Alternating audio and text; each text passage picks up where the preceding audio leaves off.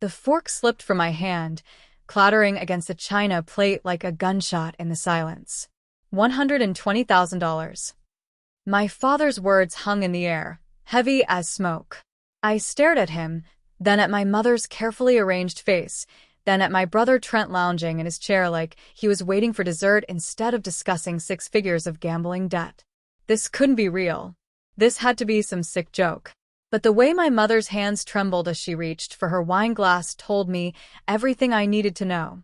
This was happening. They'd actually invited me here for this. Landon, honey, my mother started, her voice dripping with that false sweetness she always used when she needed something. We know it sounds like a lot, but… Sounds like a lot? I interrupted, my voice sharper than I intended. Mom, that's more than most people make in 2 years. Hi viewers, kindly tell us where you're watching from and what time it is. Warm welcome to the family, enjoy the story. Trent shifted in his seat, finally showing some sign of discomfort. Good. He should be uncomfortable. Look, little bro, I know it seems bad, but it's really just a temporary thing. I hit a rough streak at the tables, that's all. It happens. It happens. Like losing 120 grand was the same as misplacing your car keys. I pushed back from the table slightly, needing distance from this insanity. The Pierce Estate dining room suddenly felt suffocating, despite its vaulted ceilings and expensive artwork. All that money on the walls, and my parents couldn't bail out their golden child themselves? Why are you telling me this? I asked, though somewhere deep down I already knew the answer. I just needed to hear them say it. My father set down his scotch glass with deliberate precision. Howard Pierce didn't do anything without calculation. Because we're family, Landon. And family takes care of each other. There it was. The phrase I'd heard my entire life, always meaning the same thing. You take care of Trent. He's under tremendous pressure, my mother added quickly, like that explained everything. The market's been volatile, and his investments haven't performed as expected, and you know how stress affects people differently. So, he gambled away a fortune? I cut in. That's how he handles stress? Trent's jaw tightened. I didn't gamble it away. I made some calculated risks that didn't pan out. There's a difference. Is there? I leaned forward now, anger starting to burn through the shock. Because from where I'm sitting, it looks like you bet money you didn't have and lost. Watch your tone, my father warned, that familiar edge creeping into his voice. The tone that had shut down arguments my entire childhood.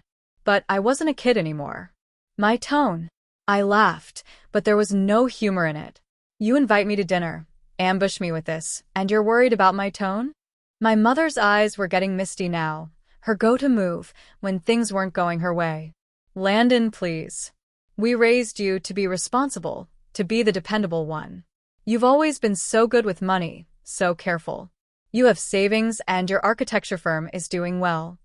So, you've been keeping tabs on my finances? The realization hit me like cold water. That's why you've been asking about work lately. Not because you cared, but because you were calculating how much you could squeeze out of me. The silence that followed was deafening. Trent broke it first, his voice carrying that entitled edge I'd learned to hate over the years. Jesus, Lon, stop being so dramatic. It's not like we're asking you to give me a kidney. It's just money. You'll get it back. Just money. $120,000 was just money to him. I thought about my own apartment, modest but mine. Thought about the years I'd spent building my business from nothing, working 70-hour weeks, missing birthdays and holidays to meet deadlines. Thought about every dollar I'd saved, every expense I'd weighed carefully.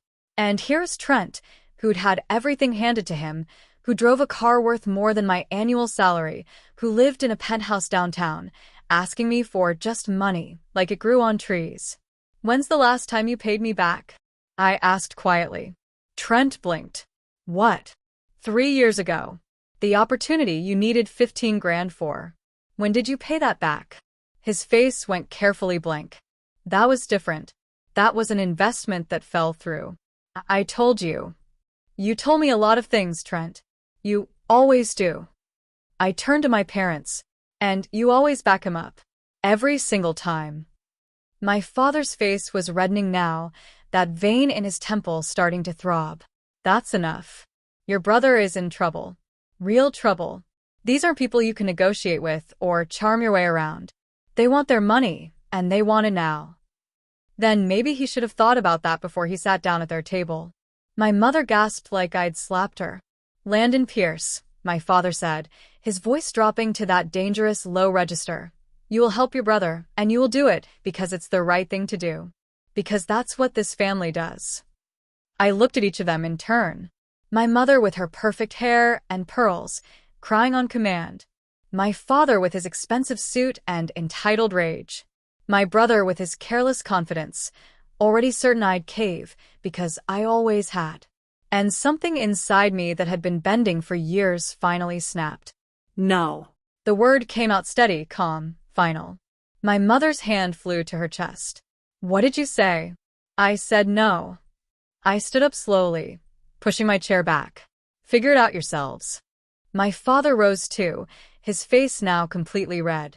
You ungrateful, sit down. We're not finished here. Yes, we are. I turned toward the door, my heart hammering against my ribs. Behind me, I could hear my mother's voice rising in pitch, my father shouting something about respect and family obligation, Trent calling me selfish. But I kept walking. I made it to the front door before my father's final words hit my back like daggers. You walk out that door, Landon, and don't expect to be welcome back. My hand froze on the doorknob. Should Landon turn around and face his family's wrath, or walk out and risk losing them forever? Drop your thoughts in the comments below. I turned the knob and walked out. The night air hit my face like a splash of cold reality. Behind me, the heavy door of the Pierce estate stood like a wall between two versions of my life. The one where I kept bending, and the one where I finally broke free. My father's threat still echoed in my ears. Don't expect to be welcome back. Fine. Maybe I didn't want to be welcome in a place where love came with a price tag and conditions written in blood. I got halfway to my car before my legs started shaking. Not from fear. From rage. From 30 years of swallowed words finally forcing their way up my throat. The Pierce estate looked exactly like it always had. Perfectly manicured lawns, fountain in the circular driveway, lights glowing warm through massive windows. A picture of success. A lie wrapped in marble and money. I'd grown up in that house, but I'd never really lived there. Not the way Trent had. He'd been the prince and I'd been what? The spare? The backup plan? The family ATM? My hands fumbled with the car keys. The expensive scotch my father had been drinking probably cost more than my monthly car payment. The silverware on that table was worth more than most people's engagement rings. And they had the nerve to act like I was the selfish one for not handing over my life savings. I sat in the driver's seat, but didn't start the engine. Not yet. My mind was racing too fast, replaying every moment of that dinner. The way my mother had set the table with extra care, like she was preparing a stage. The way my father had waited until after the main course, softening me up first. The way Trent had sprawled in that chair, so sure of himself, so certain his little brother would come through like always. They'd planned this. Every detail. They'd probably rehearsed their lines, decided who would play good cop and who would apply the pressure. And I'd walked right into it like a lamb to slaughter. Except this time, the lamb had teeth. My phone buzzed. Mom calling. I stared at her name on the screen, watching it light up and fade, light up and fade. On the fourth ring, I declined it. Another buzz. A text this time. Landon, please come back inside. Let's talk about this calmly. We're family. Family. They loved that word. Used it like a weapon, a shield, a cage. I typed back. Family doesn't ambush each other. 3 dots appeared immediately. Disappeared. Appeared again. Your brother is in real danger. These people don't play games. My fingers hovered over the keyboard. Part of me, that old, trained part, wanted to cave. Wanted to be the good son, the reliable one, the one who fixed everything. But another part of me, the part that had been screaming silently for years, knew the truth. Trent was always in danger. Danger of his own making. And my parents had spent decades teaching him that someone would always catch him when he fell. I put the phone face down on the passenger seat and finally started the car. The engine purred to life, drowning out my mother's next call. I pulled out of that driveway for what might be the last time, watching the house shrink in my rearview mirror. The house where I'd spent every Christmas being reminded I wasn't as successful as Trent. Every Thanksgiving hearing about his latest achievement while my own were glossed over. Every birthday being told I was too serious, too boring, too careful. Too careful. Like that was a character flaw. The streets were quiet as I drove, no real destination in mind. Just away. Away from their expectations, their demands, their carefully constructed family mythology, where Trent was the golden child, and I was the supporting character. I ended up at a diner on the edge of town. The kind of place with cracked vinyl booths and coffee that tasted like it had been sitting since morning. Nothing like the five-star restaurants my parents preferred. The waitress, a woman named Dolores according to her name tag, poured coffee without asking. "Rough night, honey?" I laughed, surprising myself. "You could say that." "Family?" She'd seen it all, apparently. "How'd you know?" She shrugged, topping off my cup. "It's always family. Nobody else can hurt you quite like the people who are supposed to love you most." I sat there for hours, watching the coffee get cold, replaying 3 decades of memories I'd tried to ignore. Like the time I'd gotten accepted to a prestigious architecture program and my father had spent dinner talking about Trent's promotion. Or when I'd won a design award and my mother had asked if I could use my connections to help Trent network. Or the first time I'd loaned Trent money. I was 23, fresh out of college, barely making rent. He'd needed $5,000 for car repairs. I'd given it to him from my emergency fund. Never saw it again. When I'd asked about it months later, my mother had pulled me aside and told me I was being petty. That family didn't keep score. Except they did keep score. They just didn't like when I tried to play. My phone had 37 missed calls by the time I paid my bill. 17 from Mom, 12 from Dad, 8 from Trent. Not one of them said, "Are you okay?" They all said some version of "come back," or "we need to talk," or "you're being unreasonable." I drove to my apartment as the sun started rising, painting the sky those colors that made you believe in new beginnings. My place was modest, a 2-bedroom in a decent neighborhood, nothing fancy. But it was mine. Every piece of furniture, every bill, every success and failure, mine. I'd built something real here. Something that didn't depend on family connections or borrowed money or cutting corners. And they wanted me to hand it over, because Trent had gotten bored and reckless. Inside, I made real coffee and sat by the window, watching the city wake up. Normal people heading to normal jobs, living normal lives that didn't involve 6-figure gambling debts and emotional blackmail.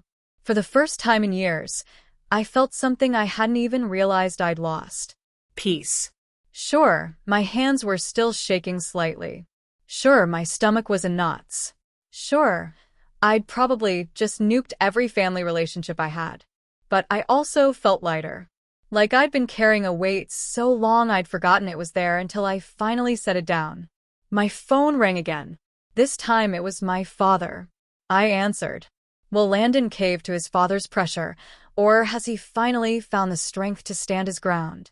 Comment below what you think happens next. Have you lost your mind? My father's voice came through the phone like a thunderclap. I took a sip of coffee, letting him stew in the silence for a moment. Good morning to you too, Dad. Don't get smart with me, boy. Do you have any idea what you've done? Boy. I was 32 years old, but I'd always be boy to him. Just like I'd always be the backup, the afterthought, the one whose feelings didn't matter as much as Trent's needs. I said no to cleaning up someone else's mess. I replied calmly. Pretty sure that's called having boundaries. He exhaled sharply, that sound he made when he was trying not to yell.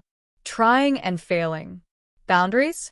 Your brother is in serious trouble, and you're talking about boundaries? Trent's 35, Dad. He's not a kid who made a mistake. He's a grown man who gambled away a fortune. It's not gambling, it's what? I interrupted. Investment? Strategy?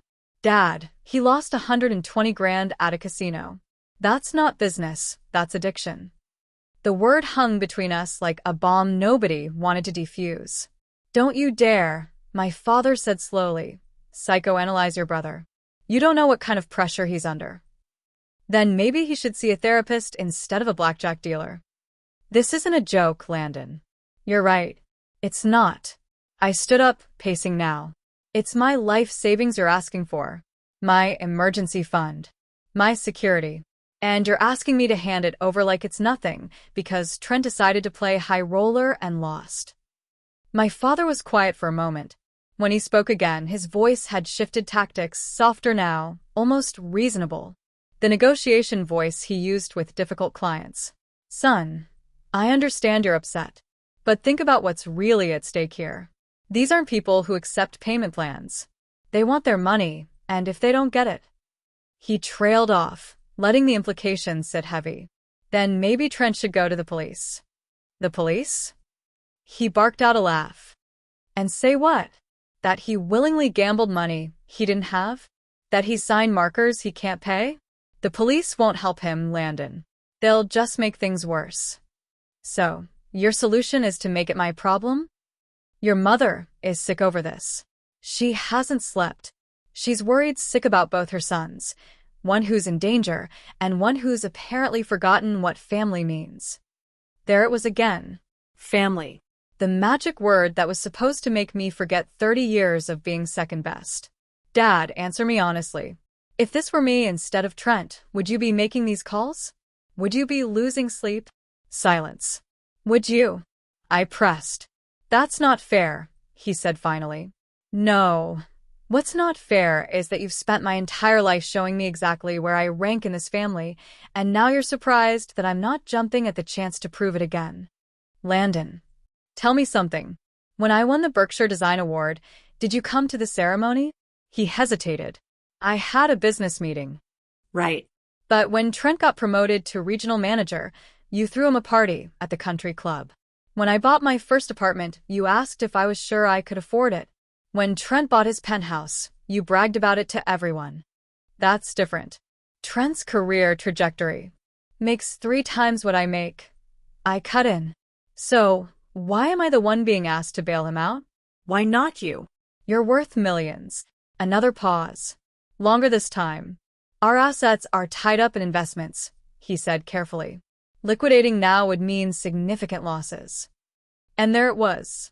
The truth hiding under all the family loyalty speeches. They could help Trent. They just didn't want to take the financial hit themselves. Better to squeeze it out of me, the reliable one. The one who wouldn't cause problems or ask uncomfortable questions. Except I was asking questions now.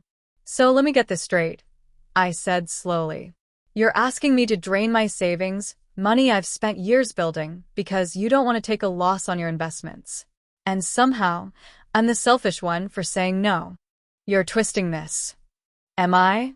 Because from where I'm standing, it sounds like you want me to sacrifice my financial security to protect yours. My father's voice went cold. You're making a mistake, Landon. Family is all we have in this world. When you need us, don't be surprised if we remember this moment. The threat was clear.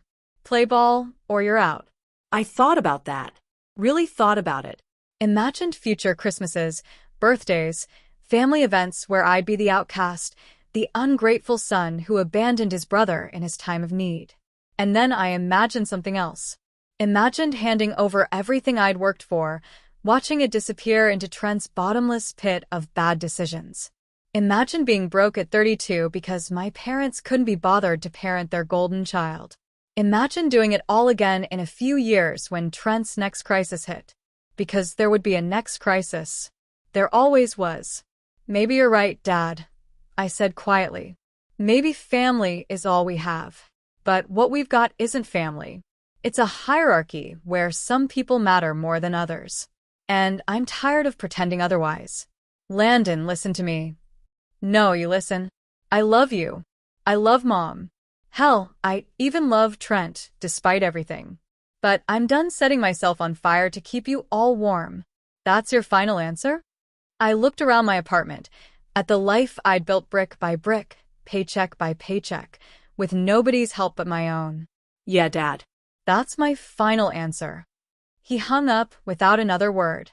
I stood there holding the phone, waiting for the guilt to crush me, waiting for doubt to creep in, for that old familiar voice to tell me I was being selfish, cruel, ungrateful. But it didn't come. Instead, I felt something strange. Something that took me a minute to recognize because I'd felt it so rarely in my life when it came to my family. Certainty. I'd made the right choice. My phone buzzed with a text from Trent. "Thanks for nothing, little brother. Hope you sleep well knowing what you've done." I almost laughed. Even now, even after everything, he was trying to make me the villain in his story. I typed back, "I sleep fine. How about you?" 3 dots appeared and disappeared several times. Finally, "You're dead to me." I stared at those words, feeling nothing. Not sadness, not anger. Just a strange, hollow acceptance. "I've been dead to you for years," I murmured to the empty room. "You just never noticed." Another text came through, this time from my mother. "Please, Landon. Just come by the house. Let's talk face to face. I'm begging you." My finger hovered over the keyboard. Should Landon give his mother one more chance? Or is the damage already done? Drop your prediction below. 2 days. That's how long I lasted before my mother's text broke me down. Not the angry ones from Dad. Not the bitter messages from Trent. But Mom's, desperate, pleading, the digital equivalent of tears on paper. "I just want to see you, honey. Please. Just coffee. Just talk." So here I was, pulling into a cafe halfway between my apartment and their estate, neutral territory. Through the window, I could see her already sitting at a corner table, stirring a cup she probably hadn't touched. Vivian Pierce looked smaller somehow. Her perfect hair was still perfect, her designer outfit still impeccable, but something in her posture had shifted. She looked tired. Good. Maybe that meant she was finally taking this seriously. The bell chimed as I entered. Her head snapped up, and relief flooded her face, so completely it almost made me feel guilty. Almost. "Landon." She stood awkwardly, like she wasn't sure if she should hug me or not. We settled for a stiff nod as I sat down across from her. "Mom." She pushed a coffee toward me. Black, 2 sugars, the way I'd drunk it since college. At least she remembered that much. "Thank you for coming," she said softly. "I wasn't sure you would." I almost didn't. She flinched but recovered quickly. "Your father is furious, you know. He's barely speaking to me because I insisted on reaching out to you." I took a sip of coffee. It was good, better than the diner stuff I'd been living on. "I'm not here to argue, Mom. If that's what this is." "It's not." She reached across the table, stopping just short of touching my hand. "I just want to understand. Help me understand why you're doing this." "You mean why I won't hand over 6 figures to bail out Trent? Why you turn your back on family?" There it was. The script I'd expected. I set down my cup carefully. "Is that really what you think? That I'm turning my back? What else would you call it?" "Self-preservation." She blinked, thrown off balance. "That's dramatic." "Is it?" I leaned forward. "Mom, be honest. If I gave Trent this money, would it be the last time?" "Of course it would. He's learned his lesson. Like he learned it 3 years ago? Or 5 years before that? Or when he was 25 and you paid off his credit cards?" Her mouth opened, closed. Those were different circumstances. Were they? Or were they just smaller numbers? A young couple walked past our table, laughing about something on a phone. Normal people with normal problems. I watched them go, feeling like an alien observing human behavior. "Landon, your brother is in real danger this time," Mom said, her voice dropping. "These people he owes money to, they're not patient. They're not kind. They've been calling the house, showing up at his apartment. Last week, someone left a message on his car. In blood." My stomach tightened despite myself. "Then he needs to go to the police." "And tell them what? That he gambled illegally? That he signed contracts with loan sharks?" "Landon, you don't understand how this works. The police can't help him. Nobody can help him except us." "Except me, you mean?" She looked away. Your father and our money is complicated right now. The market, the investments, the timing. The fact that you don't want to take a loss. I finished for her. That's not fair. Isn't it? I kept my voice level, controlled. You're asking me to wipe out my savings, money I've spent a decade building, because you and Dad don't want to touch yours. And somehow, I'm the bad guy. You're not the bad guy, honey. You're being stubborn. This isn't like you. Maybe it should be. She shook her head slowly. What happened to you? You used to be so sweet, so giving. You used to care about your brother. I did care. I do care. But caring doesn't mean destroying myself to save him from consequences he chose. He didn't choose this. Nobody chooses to get in over their head. Mom. He walked into a casino, sat down at a high-stakes table, and kept betting long after any rational person would have walked away. Every single one of those was a choice. Her hands were shaking now, wrapping around her coffee cup for stability. You sound just like your father. So cold. So logical. Would you prefer I be emotional? Fine. I'm angry, Mom. I'm angry that you're here guilting me instead of holding Trent accountable. I'm angry that 32 years of being the good son counts for nothing the moment I set a boundary. I'm angry that you still, even now, can't see how messed up this is. Tears welled in her eyes. Real ones, not the calculated kind from the dinner. I see a family falling apart. I see my sons not speaking. I see my husband ready to disown one of his children. And I'm trying so hard to hold it together. Something in my chest twisted. By asking me to break myself? That's your solution. I'm asking you to do what's right. And I did. I said no. She stared at me for a long moment, tears sliding down her carefully made-up face. I don't know who you are anymore. I'm the same person I've always been, Mom. You just never really looked. That landed hard. I could see it in the way her face crumpled, in the way she pulled back like I'd physically struck her. That's not true, she whispered. I've always loved you. I believe you. But love and attention aren't the same thing. Love and fairness aren't the same thing. And love definitely isn't the same thing as making me responsible for Trent's disasters. She dabbed at her eyes with a napkin, her composure cracking. What am I supposed to do, Landon? Just let him get hurt. Let him get himself out. He's a grown man. He can't. Not alone. Then maybe it's time he learned how. We sat in silence for a while. Other customers came and went. The barista called out drink orders. Life continued around us while ours fractured. Finally, Mom gathered her purse. Your father wants to have a family meeting. All of us. Tomorrow night. Another ambush? A conversation. A real one. She stood, looking down at me with something between disappointment and desperation. Please, Landon. Just come. Hear us out. If you still feel the same way after, then... She trailed off, unable to finish the sentence. Then what? Then I'd be officially cut off? Then they'd choose Trent over me once and for all? They already had. But something in her face, something raw and real, made me nod. One conversation. That's all I'm promising. Relief washed over her features. Thank you. Tomorrow, 7 o'clock. She walked away without another word, leaving me alone with cold coffee and a knot in my stomach that wouldn't untie. I pulled out my phone and opened my banking app. My savings account stared back at me. Years of work, of sacrifice, of careful planning. Money for emergencies, for a house someday, for a future I'd built without anyone's help.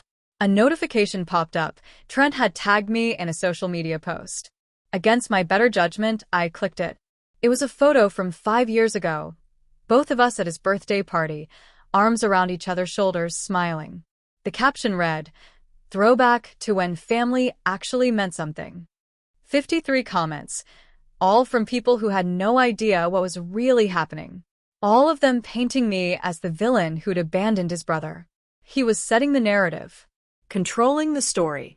Making sure everyone knew that whatever happened next, it was my fault. I deleted the app. Tomorrow night. One more conversation. And then whether they liked it or not, I was done. Will the family meeting change everything, or is Landon walking into another trap? 7 o'clock arrived too fast. I sat outside the Pierce estate, engine running, fingers drumming the steering wheel. Shadows moved behind the curtains, ghosts of a family I wasn't sure I still belonged to. This wasn't like the dinner ambush. This felt heavier. Final. Whatever happened next might decide if I still had a family at all. A text from an old friend flashed. Dude, what's going on? Trent's posting cryptic stuff about betrayal. I turned my phone off. The front door opened before I reached it. My father stood there, impeccable as ever, casual luxury that screamed effortlessness. You came, he said. Not quite a welcome, not quite a rebuke. Mom asked. She asks a lot of things you've been ignoring. I brushed past him. The familiar scent hit me, polish, perfume, money, and expectations. They were in the living room this time, not the dining room. Softer setting, same agenda. Mom perched on the couch's edge, hands clasped. Trent stood by the window, the picture of remorse. Landon, Mom said. Please sit. Let's just get this over with. Dad joined her. We've been doing a lot of thinking about what's best for this family. By family, you mean Trent. Don't start, Dad warned. But Trent turned, and for once he didn't look like the golden sun. His face was drawn, eyes sunken, hair unkempt. Just let them talk, Lon. Please. Mom sighed. We approached this wrong. The dinner, the pressure. It was overwhelming. We should have been more sensitive. More sensitive to ambushing me for 120 grand? Watch your tone, Dad snapped. Or what? You'll disown me again. Stop, Mom pleaded, stepping between us. We're not asking for all of it anymore. I froze. What? We'll handle most of it, she said. We just need 30,000. 30. Like that was pocket change. And if I say no? Silence. Then Trent spoke, voice ragged. Then I'm done, Lon. They've given me until Friday. If I don't pay, his hand drifted to his ribs. Did they hurt you? He lifted his shirt. The bruise bloomed dark across his side. They said next time, it'll be worse. Cold fear tightened in my chest. It was real, his debt, his danger. But still his mess. I'm sorry you're hurt, I said. But this is still yours. I know, he whispered. I'm not asking you to save me, just to help me save myself. You said that 3 years ago. I mean it this time. You said that too. He turned away, jaw tight.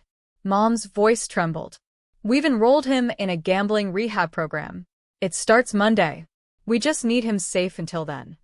I looked at Trent. You agreed? He nodded. I need help. I just couldn't admit it before. Dad cut in, brisk and certain. After the program, I take control of his finances. He'll get a stipend, no credit cards, no cash. I'll monitor everything.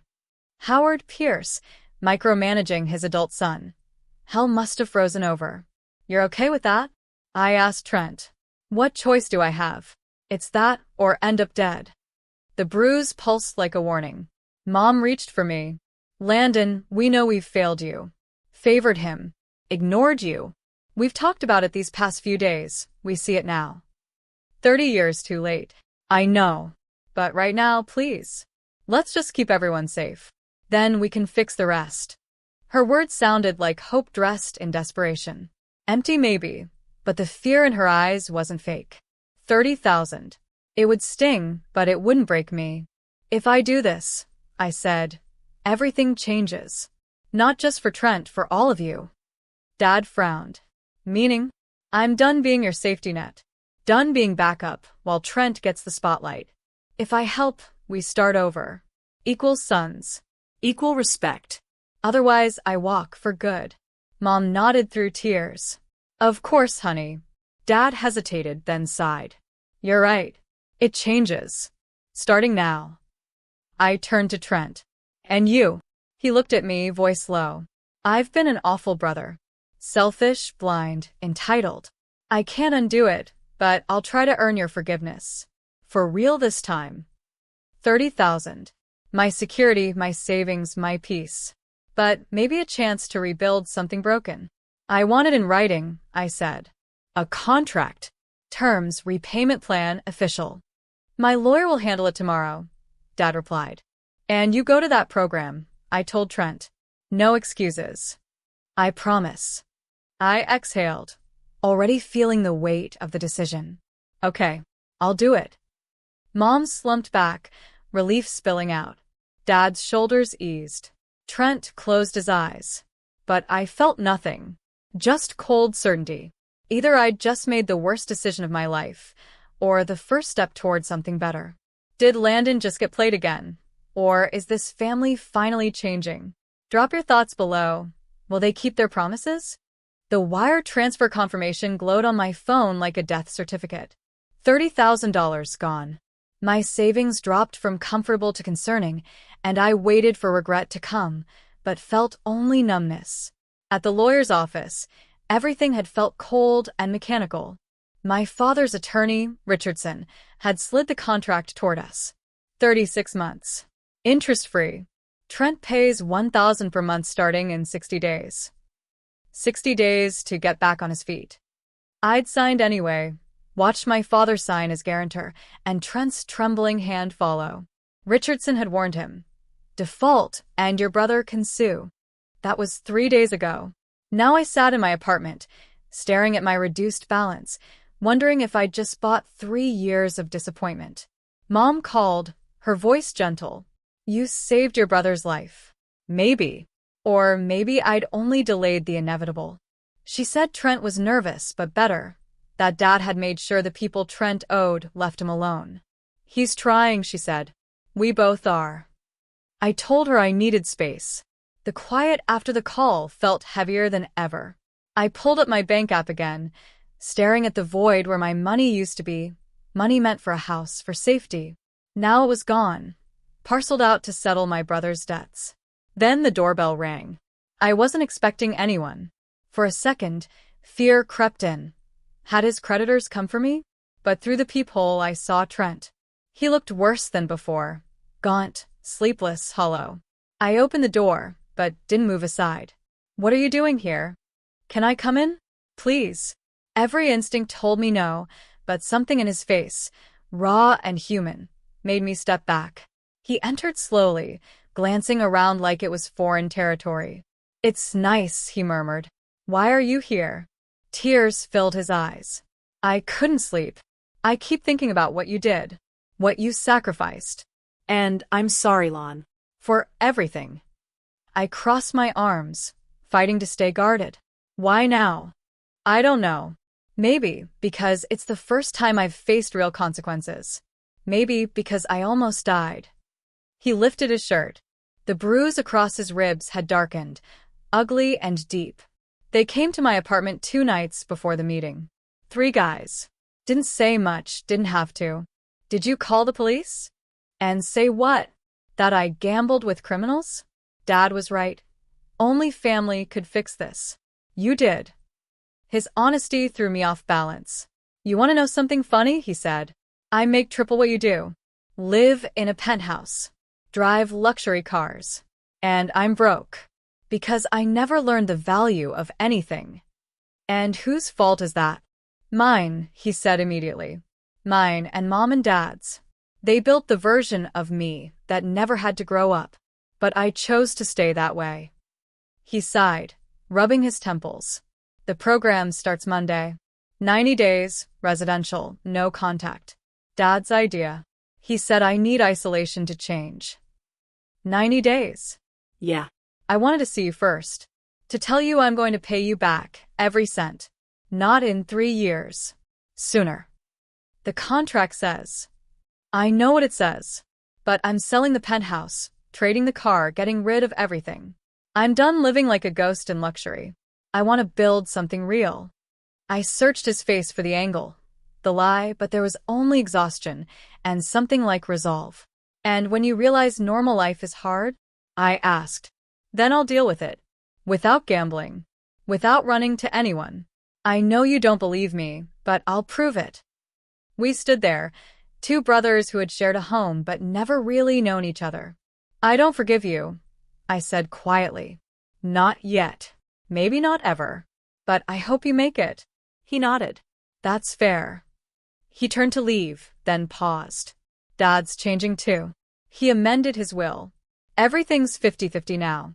No favoritism. He wanted you to know. The words hit deeper than I expected. For the first time, maybe Dad meant it. Trent left, and I stood watching the city lights until his car disappeared. Could people really change, or just get better at pretending to? Then my phone buzzed. A text from an unknown number. Trent's debts are settled. You're clear. Stay that way. A chill crept through me. The creditors. They knew who I was. I blocked the number, but the unease stayed. I was in this now, whether I liked it or not. Will Trent's promises hold, or will Landon learn an even harder lesson? Comment below what you think happens next. Week 1 without Trent was strange. No desperate calls. No crisis texts. No sudden emergencies requiring immediate attention. Just silence. Mom called twice to let me know he'd made it to the facility safely, that he'd called during his supervised phone time and sounded different. Whatever that meant. I threw myself into work. A new project, a community center design that needed to be innovative but budget-conscious. The kind of challenge that usually excited me. But I kept zoning out, staring at blueprints without seeing them, my mind elsewhere. My assistant, Carrie, noticed. You okay, boss? You've been looking at that same wall section for 20 minutes. Just thinking. About the project, or about whatever's been eating you for 2 weeks? I looked up. Carrie was sharp, observant, the kind of person who noticed things others missed. That obvious? You've checked your phone 47 times today. That's not normal for you. She set a coffee on my desk, black, 2 sugars. Want to talk about it? Family stuff. It's complicated. Family always is.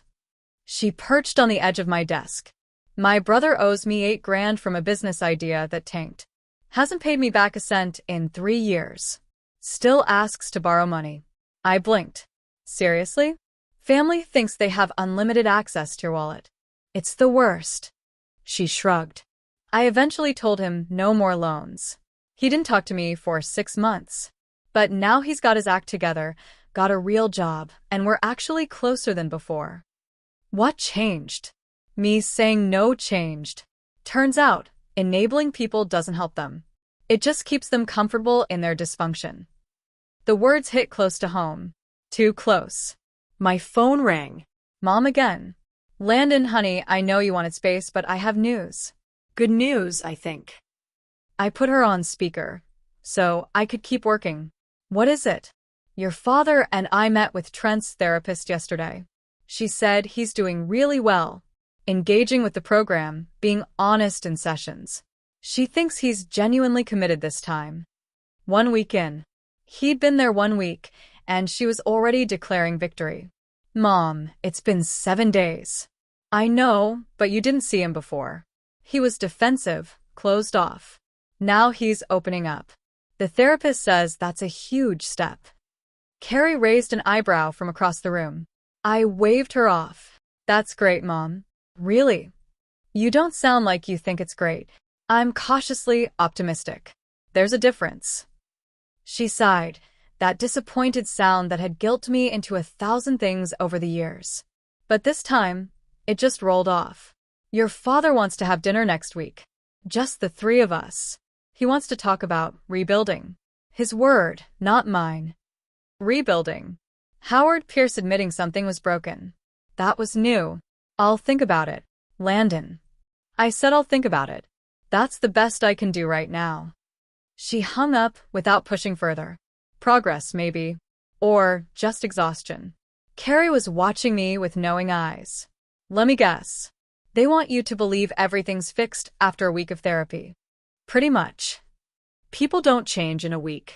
Hell, people barely change in a year. Real transformation takes time, consistency, proof. She stood, heading back to her desk. Don't let them rush you into forgiveness. Make them earn it.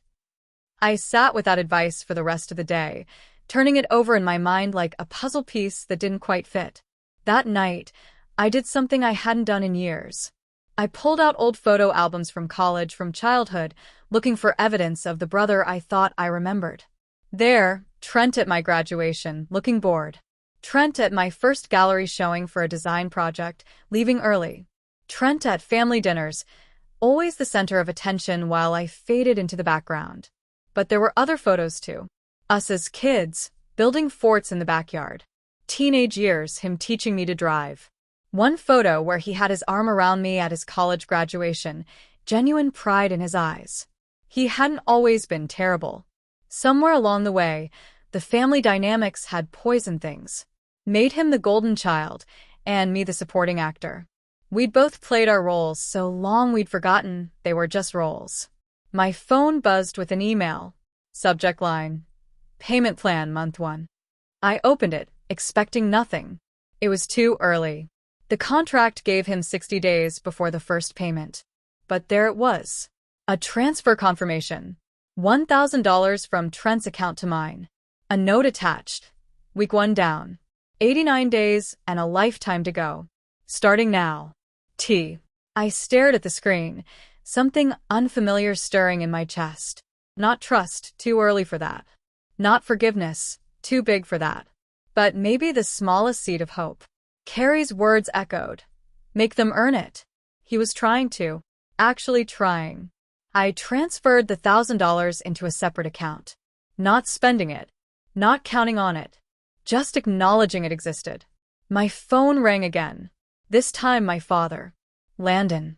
His voice was different. Less commanding, more uncertain. Your mother said she mentioned dinner. She did. I'd like that. If you're willing. No agenda, no pressure. Just dinner. Father and son. Father and son. When was the last time we'd had a meal that was just us? When was the last time he'd treated me like an equal instead of a disappointing investment? Okay, I heard myself say. When? Thursday? That Italian place you like downtown. He remembered I liked Italian. He remembered I had preferences at all. Thursday works. Good. That's good. He paused, clearly uncomfortable with emotional conversations. Landon, I know I haven't been the father you needed. I'm trying to understand why. Trying to do better. Dad. Let me finish. Please. He took a breath. I pushed Trent because I saw myself in him. Ambitious, confident, driven. I thought he'd take over the business, carry on the legacy. And I pushed you away because you were different. Thoughtful, creative, independent. You didn't need me the way he did, so I convinced myself you didn't want me. The confession hung between us, decades of misunderstanding crystallizing into words. That's not true, I said quietly. I needed you. I just showed it differently. I know that now. Too late, maybe, but I know it. His voice cracked slightly. Thursday. We'll talk more Thursday. He hung up before I could respond. I sat in my apartment, surrounded by the life I'd built alone, and wondered if it was possible to rebuild a family the same way you built a building, one careful brick at a time, checking for structural integrity, making sure the foundation was solid before adding weight. Week 1 was over. 83 days of Trent's program remained. 3 years of payments stretched ahead. A lifetime of family dynamics waited to be reshaped. I pulled up my banking app one more time, looking at that $1,000 sitting in its new account. Proof of intention. Not proof of change, not yet. But it was something. And maybe, just maybe, something was enough to start with. Is Landon's family really changing, or is this just another false start? Drop your prediction in the comments. The Italian restaurant was crowded for a Thursday night. I arrived first, claiming a corner booth where I could see the door. Old habit from years of architectural site meetings. Always know your exits. Always control your sightlines. My father walked in exactly at 7. Punctual as always. But he looked different, less polished somehow. His usual armor of expensive suits and rehearsed confidence seemed thinner. He spotted me, nodded, and made his way over. Landon. He slid into the booth across from me. Thank you for coming. You said that on the phone. I know. I'm saying it again. He picked up the menu, then set it down without looking at it. I don't know how to do this. This honest conversation thing. Your mother's better at feelings. Then why isn't she here? Because this is between you and me. Has been for a long time. He met my eyes, and I saw something I'd never seen before in Howard Pierce's face. Vulnerability. I failed you, son. As a father. I see that now. The waiter appeared, giving us a moment to collect ourselves. We ordered, I got my usual, he got his. Some things didn't change. When we were alone again, Dad continued. Trent's therapist asked to meet with your mother and me. Part of his program, apparently. Family dynamics session. How'd that go? He laughed bitterly. Terrible. Eye-opening, but terrible. She had us do this exercise. List the ways we treated you differently than Trent. We ran out of paper. I didn't know whether to laugh or cry. She said we created a narcissist. That our favoritism didn't help Trent, it damaged him. Made him think rules didn't apply, that consequences were for other people. And we damaged you too, by making you invisible unless we needed something. Took a therapist to figure that out? Took Trent almost dying to make us listen to one. He rubbed his face. I thought I was building him up, making him strong, confident, ready to take on the world. Instead, I made him weak, dependent, unable to handle failure, because he'd never had to face it. Our food arrived. We both picked at it, neither of us really hungry. Why? I asked finally. Why him and not me? Dad set down his fork. Honest answer? Because he needed me more. You were always self-sufficient, even as a kid. Figured things out on your own, didn't ask for help, just quietly succeeded at whatever you tried. Trent struggled with everything, school, sports, relationships. He needed constant support, constant encouragement. So you gave him all of it. Yes. And I told myself you were fine without it, that you preferred independence. But that was just me justifying neglect. He leaned forward. You know what the therapist said? She said the child who asks for nothing often needs the most. Because they've learned not to ask. The words cut deeper than any insult ever had. I wanted you to be proud of me, I said, voice rougher than intended. I wanted you to show up. To care. To notice when I succeeded instead of always focusing on Trent's struggles. I know. And I'm sorry. Truly, deeply sorry. His eyes were wet. Howard Pierce didn't cry. But he was close. I can't undo 30 years of mistakes. But I can try to do better moving forward. If you'll let me. The question hung between us. I thought about all the missed moments. The graduations where he'd checked his phone. The achievements he'd minimized. The times he'd chosen Trent's wants over my needs without hesitation. But I also thought about him showing up tonight. About the will change. About him actually going to therapy and listening. I want to believe you, I said finally. But words are easy, Dad. You've made promises before. I know. So I'm not asking you to believe me. I'm asking you to watch. To give me time to prove it through actions. He pulled out his phone, opening his calendar. Look. I leaned over. Every Tuesday at 6 p.m., blocked off. Dinner with Landon. Every Tuesday. For the next 6 months. Reserved, he said. No business meetings, no golf, no excuses. Every Tuesday, you and me. We can talk or just eat. But I'll be there. Consistently. That's how I prove it. Something in my chest loosened slightly. And not just dinners, he continued. You're firm. I want to know about it. Really know. Your projects, your challenges, your wins. I want to be the father who shows up. Better late than never, right? I don't know if it works that way. Then we'll find out together. He reached across the table, hand extended. Deal? You give me a chance to prove I can change, and I'll do everything in my power not to waste it. I looked at his hand, thought about walking away, about protecting myself from more disappointment. But I also thought about what Carrie had said. About my own philosophy, that buildings were constructed one brick at a time, foundations tested before adding weight. Maybe families worked the same way. I shook his hand. Deal. But I'm watching. One broken promise. One time you choose Trent's convenience over showing up for me, and I'm done. For real this time. Understood. And fair. He squeezed my hand once before letting go. How's your firm doing? Your mother mentioned you're working on a community center. And just like that, we were talking. Really talking. About my work, my challenges, my vision for the project. He asked questions, real ones, not the performative kind meant to seem interested. For the first time in my life, my father actually listened when I spoke. It wasn't healing. Not yet. 30 years of damage couldn't be fixed over pasta and conversation. But it was a start. A foundation being carefully laid, one brick at a time. We were finishing dessert when his phone rang. He glanced at it, then silenced it without answering. Trent. I asked. Business.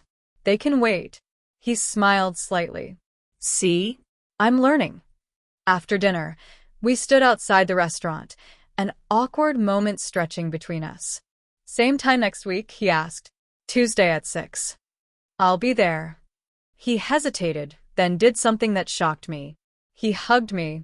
Quick, awkward, but genuine. I love you, son. I don't say it enough. Hell, I've never said it. But I do. He walked away before I could respond, disappearing into the parking lot. I stood there for a long time processing everything. The dinner, the promises, the calendar blocked off with my name. My phone buzzed. A text from Carrie. How'd it go? I typed back. Too early to tell. But maybe it's possible. She responded with a thumbs up emoji and, guard your heart, but give him room to prove it. That's the balance.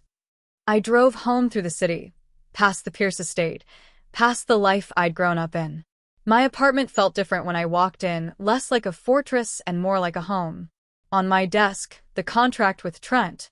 In my separate bank account, $1,000 of proof. In my calendar, Tuesday dinners for the next 6 months. Small things. Fragile things. But things that might, with time and consistency, build into something real. Week 2 of Trent's program was ending. 83 days remained. 3 years of payments stretched ahead. But for the first time, I wasn't counting the cost. I was counting the possibilities. Can a father and son really rebuild after decades of neglect? Share your thoughts below. 3 months passed like a strange dream. Every Tuesday, my father showed up. Sometimes we talked about work. Sometimes we talked about nothing important, sports, weather, random observations. But he was there. Consistent. Present. Trent completed his program. 90 days of intensive therapy, group sessions, confronting his demons in a controlled environment. Mom called the day he got out, voice trembling with hope and fear. He wants to see you, she said. When you're ready. I wasn't ready. Not yet. But 2 weeks later, I agreed to coffee. Public place. Daytime. Exit strategies planned. He looked different. Thinner. Cleaner, somehow, like he'd scrubbed away layers of pretense. He wore jeans and a normal jacket, not designer, not expensive. Just normal. Hey, Lon. He stood when I arrived, uncertain whether to hug or shake hands. We settled on an awkward nod. Trent. We sat. Ordered coffee. The silence stretched uncomfortable and heavy. I sold the penthouse, he said finally. Got a 1-bedroom in a regular building. Normal rent, normal life. Traded the car for a used sedan. It's weird, driving something that doesn't turn heads. How's it feel? Terrifying. He laughed without humor. I spent my whole life collecting things that proved I'd made it. Now I've got nothing but a crappy apartment and a job I actually have to work at. No connections, no shortcuts. Just work. Welcome to how most people live. Yeah. He met my eyes. I get that now. Took me 35 years, but I finally get it. His phone sat face down on the table. Unlike before, he never checked it.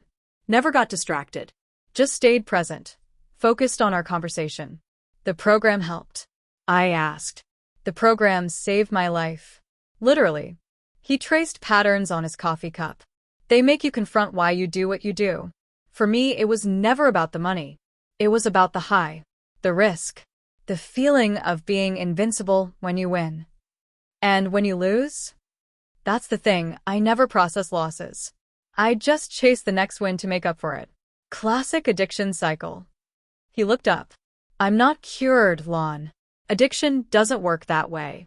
But I have tools now. Coping mechanisms. Support groups. A sponsor I call when I feel the urge. Do you? Feel the urge. Every damn day. His honesty was jarring. But I don't act on it. That's the difference. That's recovery, not the absence of temptation, but the ability to resist it. We talked for 2 hours. He told me about therapy, about breaking down in group sessions, about the moment he realized he'd been chasing an image instead of building a life. I told him about Dad's Tuesday dinners, about my work, about the slow process of rebuilding trust. At the end, he pulled out his phone and showed me his banking app. 4 months of payments, he said. On time, every month. I'm ahead of the contract schedule by 3 months. I should have this paid off in 18 months instead of 3 years. I looked at the proof, the consistent transfers, the dedication behind each one. Thank you, I said. It's not a favor, Lon. It's an obligation. One I owe you. He put his phone away. I know you still don't trust me. That's fair. But I'm going to keep showing up. Keep making payments. Keep proving I'm different. However long it takes. Why? I asked. Why does it matter so much now? He was quiet for a long moment. Because I almost died. Because I realized the only real thing I had was family, and I'd spent years treating you like you were expendable. Because I'm tired of being the person I was. His voice cracked on that last part. Real emotion, not performance. I don't know if we'll ever be close again, I said honestly. There's a lot of damage. I know. But maybe we can be brothers. Real ones, not the twisted version we grew up with. He stood to leave, then paused. Dad's trying too. With both of us. It's awkward as hell, but he's trying. I've noticed. Don't give up on him yet. Or me. He smiled sadly. We're a work in progress. Slow progress, but progress. After he left, I sat in the coffee shop for another hour processing, wondering if people really could change, or if we just got better at pretending. My phone buzzed. A text from Dad. Dinner tonight? I know it's not Tuesday, but I have something to show you. I met him at his office. He looked nervous, fidgeting with papers on his desk. I'm retiring, he said without preamble. Stepping back from the firm. Selling my shares to my partners. I stared. What? I've spent 40 years building a business and neglecting my family. Time to flip the priorities. He pulled out a folder. I'm also starting a foundation. For gambling addiction treatment and family therapy. Anonymous funding for people who can't afford help. Dad. Trent's experience opened my eyes. There are thousands of families dealing with this, tearing themselves apart because they don't have resources or support. I can help. We can help. He looked at me. I'd like you to be on the board. If you want. The offer stunned me into silence. You don't have to answer now, he continued. But I want you involved. Equal partner, equal voice. No favoritism, no golden child dynamics. Just father and son, working on something that matters. I looked at the man in front of me. Not the intimidating patriarch I'd grown up fearing, but a human being trying desperately to make amends. Okay, I said. I'm in. His relief was visible. Thank you. For giving me a chance. For not giving up on us. That night, driving home, I realized something profound. Justice didn't always look like revenge or punishment. Sometimes it looked like accountability. Like people facing their mistakes and doing the hard work to be better. My phone showed the bank account where Trent's payments accumulated. 4 months of proof. A father who'd shown up every Tuesday for 3 months. Small actions, repeated consistently, building into something real. Trust wasn't rebuilt in dramatic moments. It was rebuilt in the quiet, consistent showing up. In choosing differently, again and again, until the new choice became the default.